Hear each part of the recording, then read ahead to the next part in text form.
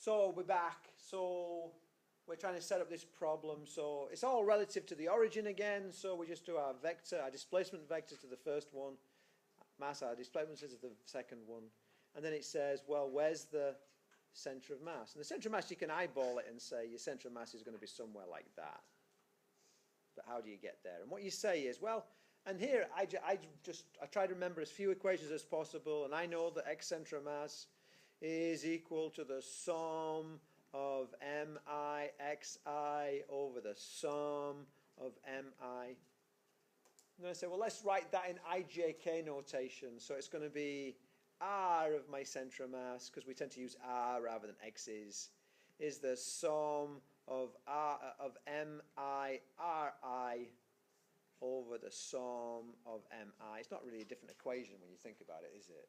It's just the same old, same old. So then, I like to work in these little grids when I'm doing this kind of stuff. So let's take the first mass.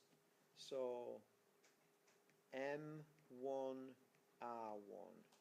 And that's going to be, I'm going to do the 2. So it's going to be 2 times, that's going to be 6i, and I can't even read that, 8j and 4k. And that's for the 2 kilogram. And then M2R2 for the 3 kilogram. Well, that's going to be 3 times this, which is minus 6 and plus 9 and minus 6. Yeah. And then that summation tells me to add them. So that's going to be 0, that's going to be 17, and that's going to be minus 2. So I've done that top line, and then I've got to divide it by the sum of the masses. So I have, this is the sum of mi xi.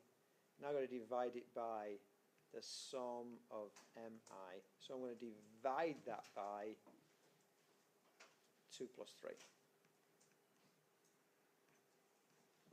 So I can say my r center of mass is equal to 0i minus, plus 17 over 5 is going to be 3.4j minus 2 over 5 is 0.4k. And this is going to be, units are going to be in meters.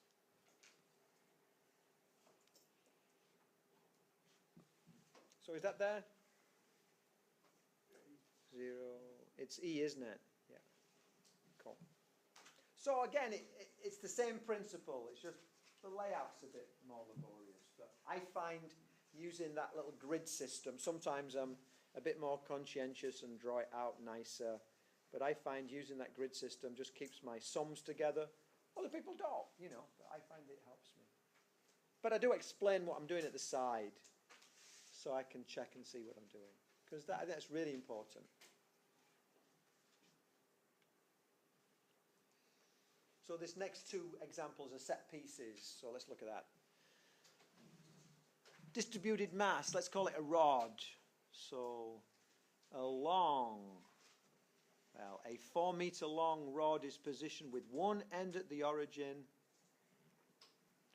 and the other end is at plus 4. So that's 0 meters plus 4 meters. The rod is uniform and has a mass, so its total mass is equal to 8 kilograms. It's uniform though, so every little bit, the linear density is the same. For every centimeter, there's the same amount of mass. It's not tapered. You need the direction. Use the method of calculus as shown in physics class. Show that the location of its center of mass is 2 meters. We know it's 2 meters because it's a uniform rod. We know it's going to balance around the middle. So this is a bit of a trivial problem, but I want to show it works for 2 reasons. One is that in the next example, we're going to have a non-uniform situation. So I want to get the principle before I go to that. And the second one is that imagine that this was a line of charge, and I had a point of interest for an electric field. That wouldn't be obvious. And I want to start trying to set that kind of thing up. I want to try and start setting that up. So first thing I say is, well, you know, x center of mass equal the sum of mi xi over the sum of mi. And so then we said r center of mass equal the sum of mi ri, that's a vector, over the sum of mi. So I'm thinking that the x center of mass for a distribution, these things go to integrals. So that's going to be the integral of r dm over the sum r over m. Am I right on that? Did I remember correctly? Let's look back. 1 over m times the integral of r dm. Now here's the thing that, and big M is not the same as little m. Big M is a constant and little m is a variable. Here's the thing. I can't justify to you why it's integral of r dm as opposed to integral of m dr. It's just not clear to me why it's one way or the other. I should think about it some more. Maybe a math person could tell you, but it's you know, people get confused about that, and it makes a difference. Okay. So, okay. I don't know how to integrate. Well, let's just put this one more step. 1 over m, because that's a constant, times the integral of r dm. The reason why they write it like that is they want to emphasize that that m is a constant. Okay, so I don't have a clue how you integrate r with respect to dm. I need to somehow convert my dm into a dr. I need to link the two. And I do that by using physics. So I pick a little slice, that's what we do with integration. And I say, let that little slice equals dr. And it's going to have a mass dm. That's that parlance of it, isn't it? A little bit of slices dr, or dx. I'm sorry. Oh, I'm getting, I got r's in here, I have x's in here, and I can't live with r's and x's. So I'm going to call this r, so there's no confusion. And then this is r equals and r equals. So that's the one thing that can wrinkle that can catch you up. You know, the r's and x's mean the same thing in this.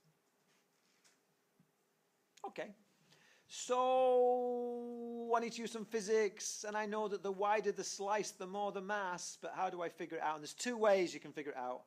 You can use the physicsy bit and say that dm, the little bit of mass, is equal to the width of my slice times linear density of the rod. Does that make sense? If it's 5 kilograms per centimeter and my width is 10 centimeters, that would be 50 kilograms. If it was 3 kilograms per centimeter and it was 2 centimeters, that would be 6 kilograms. Yeah? Just logic is, you know, take the width and multiply it by the kilograms per length, and I'll get the kilograms. dm is a value, you know. So then I say, well, dm is equal to dr because that's my width, and my linear density is going to be the kilograms, that's my mass, big M, over my length. I'll call that big L.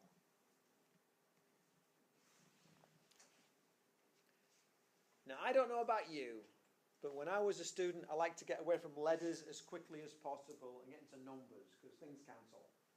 And what I've learned, kind of like the hard way, is if you slow that down a little bit, then you can spot mistakes. Because does that L cancel another L? it's obvious when you're working in letters, but that 3 you've already combined with something else.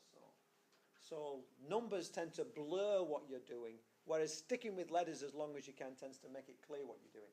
So, do what you find comfortable, but recognize that you could, with practice, get better if you try and stay in letters a bit longer. Do what's comfortable, but recognize that's a good way to go. So the other way I can figure this out, I'm going to just show you, is that kind of like it's a physicsy way, but it's a kind of like it doesn't deal in terms of densities. It's just looking at similarities, like a SAT test or something like that. Oranges to apple as, oh, that's not a good example. P is to watermelon as a mini is to a SUV. It's like some similarity. So we'd look at this. And we've got 2 M's we're dealing with. We've got a dm, which is the little m, and big M, which is the total mass. And we've got 2 lengths we're dealing with. We've got dr, and we got L. So I can say, in that case, dm over m is equal to dr over L. Does that make sense? Can you see it? The little bit of mass over the big mass is equal to the little bit of length over the big length. It's a ratio. And so we say, dm is equal to big dr times big M over big L. So I get the same answer. Can you see I get the same answer by 2 different approaches? They're both valid. You can do either one, but you've got to do one. When I ask you a question like this and I say, using the method as shown in class, you can't cut steps on it. I want to see the steps. So then we say, well, let's substitute in. So r centre of mass is equal to 1 over m times the integral of r still there, but dm becomes dr big M over L. Okay, that's not bad. Take out your constants. Well, r centre of mass is equal to 1 over m. That L comes out. Oh, look at that. That M comes out. Integral of r dr. Those M's cancel. Centre of mass is equal to 1 over L. That's going to be increase the power by 1 and put it in the denominator. So that's going to be r squared. Is that right? Did I do that the right way around? R squared over 2. Yeah, you're right. R squared over 2. And then my limits.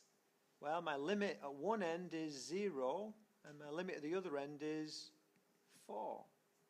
So 0 to 4. Watch out for limits. If I'd have moved everything to one side, it would have been, if I'd moved everything not from 0 to 4, but from 4 to 8, my limits would have been 4 and 8, yeah? So watch out for limits. Don't just have 0 as the biggest. Sometimes people just put down 0 all the time for one of the limits. Centre of mass is equal to 1 over L. Oh, I'm gonna cheat. Well, do I want to cheat? I'm gonna cheat a little. Not cheat, but I'm gonna. That is L. Isn't that L? Let's avoid using the number 4 for a minute. Isn't that L? It starts off at 0 and goes to L. Yes. So that's L. So then you go, that's going to be L squared over 2, which equals L over 2. Let's put numbers in. Our centre of mass is equal to 4 over 2, which equals 2 meters. That's what the answer, that's what we're looking for.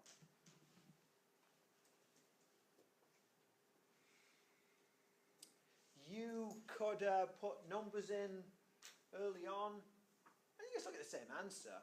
It's just that things will cancel, and if you make a mistake, you won't spot it so easily. If I gave you this in class, I wouldn't say show that the location is +2. I'd say what's the position of the centre of mass, and you just come up with a number. But if I said using the method of calculus as shown in class, I want to see, you don't have to put these guys down, but I want to see, you know, either form of this. I want to see the integral form.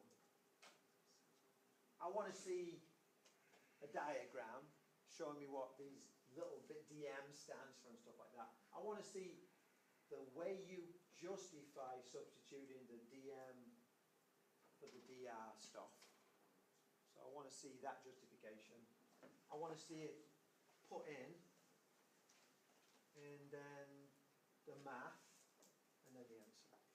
So this is very important to me. This is as important as the stuff down here. In some ways more important stuff down here. That's the physics of it. Sometimes math will do problems, because they tend to they do applied math in some courses, and so they do things. And what they have a tendency to do is a little bit frustrating from a physics point of view, is sometimes they'll jump in halfway through. They won't use a physics justification because they're trying to teach you a math technique. So they don't care so much. They'll jump in, and from my perspective, they're jumping in halfway through. They're doing a harder problem than I'll do, but they're jumping in halfway through it because they want to teach you the integration bit. They want to teach you the more difficult bit. So I'm keen on stuff like this. This is physics with calculus, and there's not that many things where I want you to be able to repeat it, but this is one of them. I want you to be able to repeat this. I want you to, all the details. People sometimes will jump in, and they'll know the answer, and they'll kind of like start off, but they don't know where to go, and they'll get to the end, and they'll jump to the end, and then they'll try and work their way either direction. And there's always some stuff in the middle that does or does not make sense or is missing. If at least they try to make it latch up and it doesn't latch up because they've made some mistake in one of the justifications, going from there to there requires that. But if you can't remember that, but you know the answer's that, and you know the starting point's that, you might try and find a way of working your way through. But often there's a slip in there, or there's something that's not standard, not logical. Other people sometimes just like leave it out, and it's just not going to, when it says using the method of calculus as shown in class, this is what I want. So the onus is on you to do it. Let's do the more interesting question. This is much more likely to be a test question. So this is the renders. So this is an example. How are we doing for time? I want to get a little bit of a move on. So a 5 meter long rod is positioned, one end at 4, the other end is at 9 on the x-axis. The rod is uniform and has a mass of 6 kilograms. Using the method of calculus as shown in physics class, find the location of this center of mass. Let's just have a quick look at it, because it does ring the changes a bit. So that's 4 to 9. That's 4 meters, and that's 9 meters. And so my L is still my L. It's not from the beginning. And my mass is still my mass. And so I have my little slice, dr and dm. And I know that my r center of mass is equal to 1 over m, the integral of, it's going to be r dm. So I come along here and I say, oh, dm is equal to, I'm going to say width, because I like that method, times linear dense. So dm is equal to dr times my linear density is m over L. So dm is equal to m over L dr. Substitute that back up there. So r center of mass is equal to 1 over mass, the integral of r m over L dr. So I say, okay, r center of mass is equal to 1 over m over L, integral of r dr. This equals 1 over L r squared over 2. Now my limits, in the book they'll do a thing where they'll call that a, and they'll call that a plus l, and okay, I'll show you. It goes from a to a plus l. And so our centre of mass is equal to 1 over L, and it's going to be, let's have a look, it's going to be A plus L squared minus A squared over 2. So our centre of mass is equal to 1 over L. And let's have a look. This is going to be a squared plus 2al plus l squared minus a squared all over 2. It's making a lot of work for just not putting numbers in. I wouldn't do this, frankly. I'm just showing you it. 1 over l. That a squared goes with that a squared. So we have, let's have a look. 2al plus l squared over 2, and I think now I put, I can divide by l, so it's 2a plus l over 2, which is 2a is, in this case, 2 times 4 plus that l is 5 over 2, which is 8 plus 5 is 13 over 2 equals 6.5. And is that right? Yes, it is. 6.5. Sorry, I shouldn't sound so surprised, but I don't normally do it like that. Frankly, if I was doing this, I'd put in my 2 limits. 4 and 9, they'll fall out. I wish I hadn't done this actually. It's just been a bit, you know, playing a bit. Yes. So you can just put it 4 to 9? Yeah, no. Okay. Yeah, you can. You can put numbers in as early as you like, as long as you're clear about what you're doing. It's just that I know in my head, and I seem to recall in the book they held off because they're using the letters, and you know, I decided I'd show you that, but for a problem, I would put in 4 and 9 there and get my answer much easier. You know?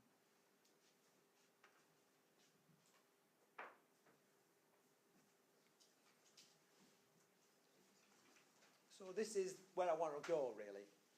This is much more likely to be a test question, but it's not 100%. So we have this. 5 kilogram sheet of metal is positioned as shown. Using method calculus shown in class, show that x coordinate for the center of mass is 2 meters. Now, 0 and 3 meters.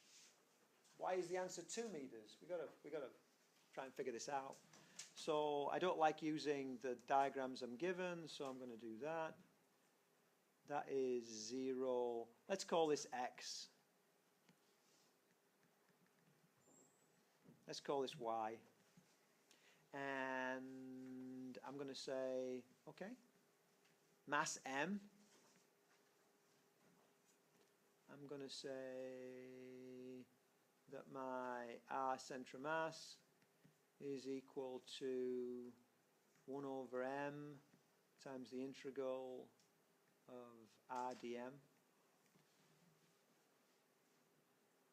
So I stated my integral. And then on down here, I know I've got to go from dm. So I come down here, and that is my little width, and that is my mass. Let's go, yeah, that is my little width, and that's my mass. And I say, well, dm is equal to, well, now this is not a rod. So I can't use a linear density. I've got to use an area density. Yeah? So it wouldn't be the width multiplied by the linear density. It's the area, little area, multiplied by area density. It's just a mass. whatever the area of that slice is, multiply it by the area density, and you get the mass of it. That makes sense, yeah? That makes sense. So my dm is equal to my little area. And my little area changes as I take different slices. So that's a little bit of an issue. So let's ignore it for a minute. Let's just say a little area. But I can do this area density. The area density is the mass over the area of the triangle. Over area of the triangle. And that's going to be a half times the base times the height. That's mass triangle over area triangle. Yeah. Yeah. Not negatives. Make sure you know, be careful you're writing. That you need to know that that's not subtracting. That's what it is. Let's put a little arrowhead on it so that you can see it. Okay, I've got to work out this little area bit, and I can figure it out. That's going to be the height. So dm is equal to dr times h times m over 1/2 xy.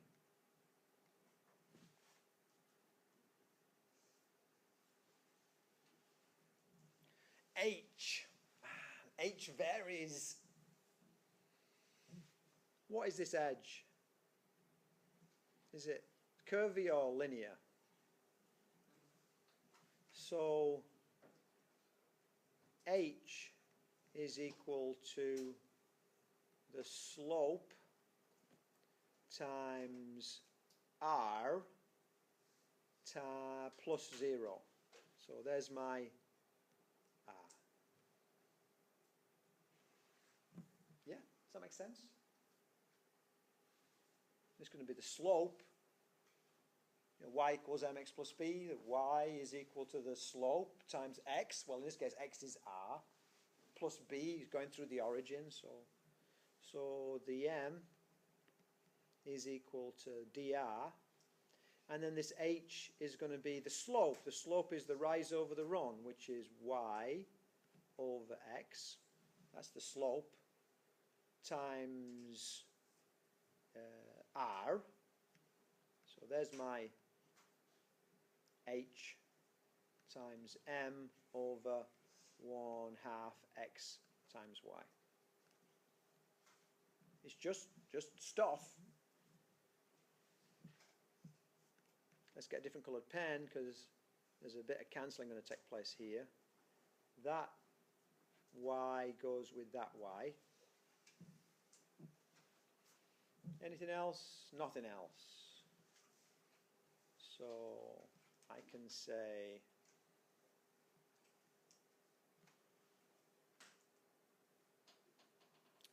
two, let's say that half on top, 2m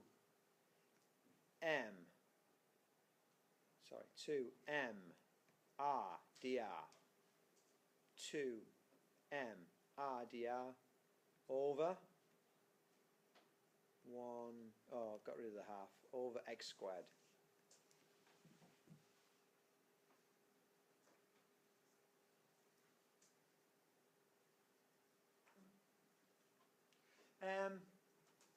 Is 2 a constant or a variable? 2 is a constant, isn't it? Is m, big M, a constant or a variable in this problem? It's a constant, isn't it? It's the mass. Is x a constant or a variable? Big X. It's the width of the thing, isn't it? So the only variable there is r. We substitute this up here.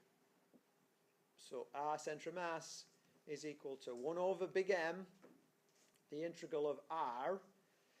And now I've got to substitute for dm, I have 2mr dr over x squared.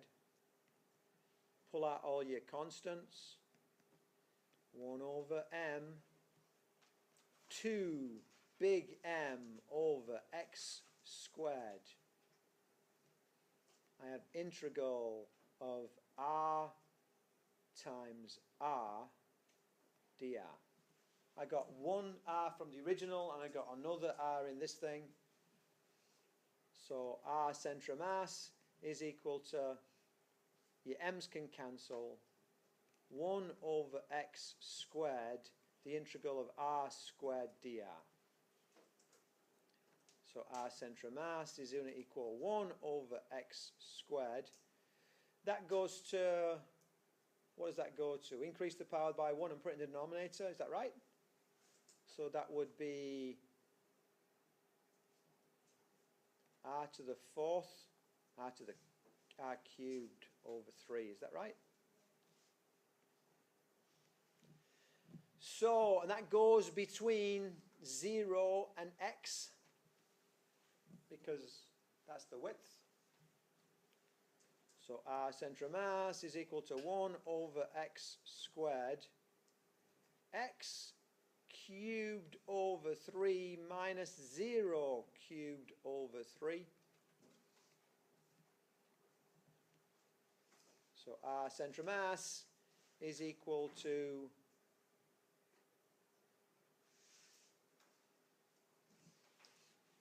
I dropped that 2.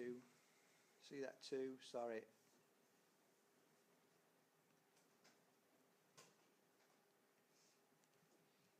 Two over 3x, which equals 4 meters.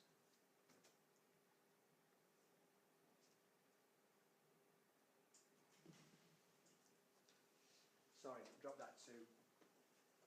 So it was, the m's cancel, but the 2's still there. 2 over x squared, integral of r squared dr.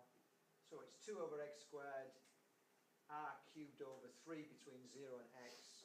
So it's 2 over x squared, x to the cubed over 3 minus 0 cubed over 3. So it's 2 over 3x, which is 2/3. I'm sorry, these things get in the way. I mean, not better. Isn't the answer is 2? Centre of mass is at 4. That's even a wrong question. If you look where's the centre of mass going to be? Is it going to be closer to... Oh! So what am I doing wrong? I plug in the wrong x. Man, what a day. X is 3. So 2 over 3 times 3 is 2. And I'll be glad when this tape ends.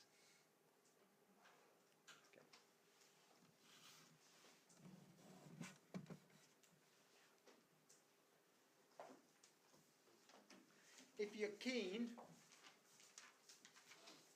you can do the same thing, but rather than having a linear relationship, have a parabolic relationship. Just say, oh, for this thing, h is equal to r squared plus 2.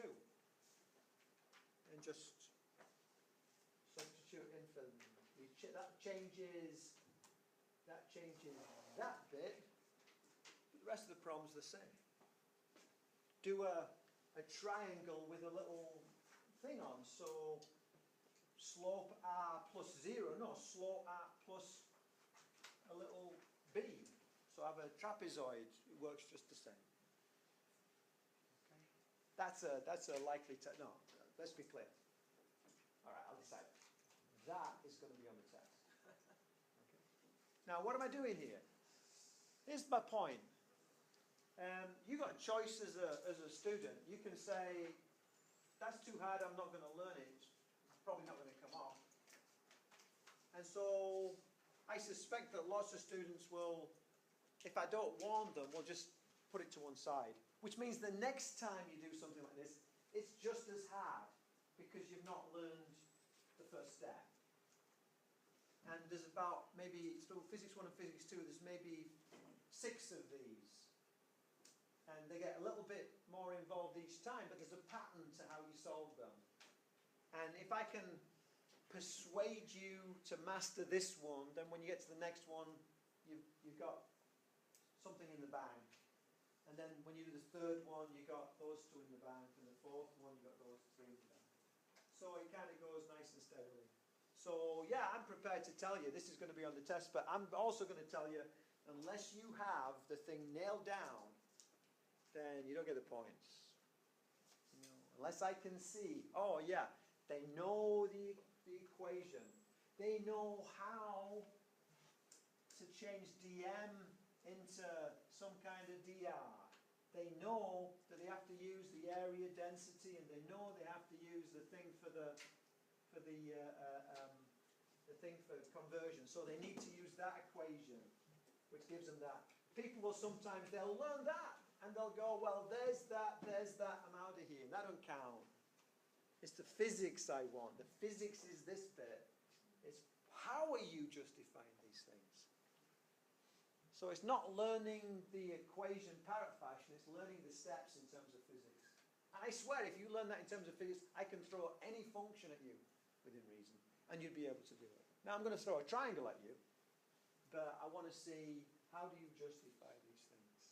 It's not going to be worth half the test. It's going to be worth 1 or 2 points. But if you want the 1 or 2 points, then you need to be able to do that for me and show me what's going on. Okay? Cool. There's a practice. I won't even bother with that. You can. There's another version of this which is